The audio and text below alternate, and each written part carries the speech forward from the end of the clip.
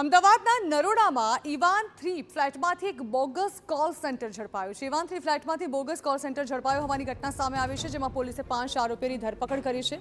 અમેરિકાના નાગરિકોને લોન આપવાના બહાને તેઓ ઠગાઈ આચરતા ફ્લેટ ભાડે રાખીને આ બોગસ કોલ સેન્ટર ચલાવવામાં આવી રહ્યું હતું।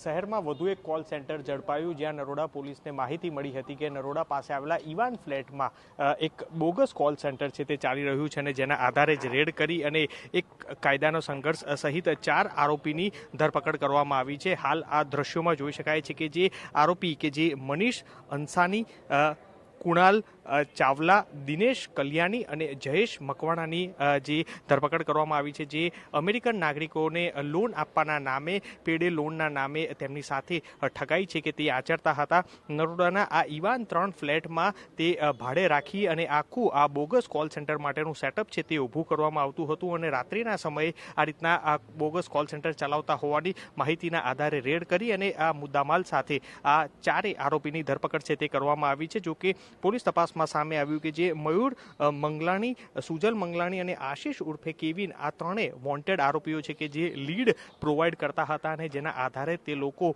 જે અમેરિકન નાગરિકો સાથે બોગસ જે કોલ કરી અને તેમની સાથે આખું કોલ સેન્ટર છે તે ચલાવતા હતા। હાલ નરોડા પોલીસે આ આરોપીઓની ધરપકડ કરી અને પૂછતાછ કરતા સામે આવ્યું કે જે આરોપીઓ અગાઉ પણ ગોવા સહિતના અલગ અલગ રાજ્યોમાં કોલ સેન્ટરમાં કામ કરતા હતા, અને તે લોકોને પણ આ બોગસ કોલ સેન્ટરનો અનુભવ હોવાથી તે લોકોએ પોતાનું આ આખું બોગસ કોલ સેન્ટરનું સેટઅપ છે તે શરૂ કર્યું હતું। હાલ નરોડા પોલીસે ગુનો નોંધી અને આરોપીઓની ધરપકડ કરી અને વધુ તપાસ શરૂ કરી છે। કેમેરા પર્સન મહેશ સાથે મિહિર સોની, TV9 અમદાવાદ।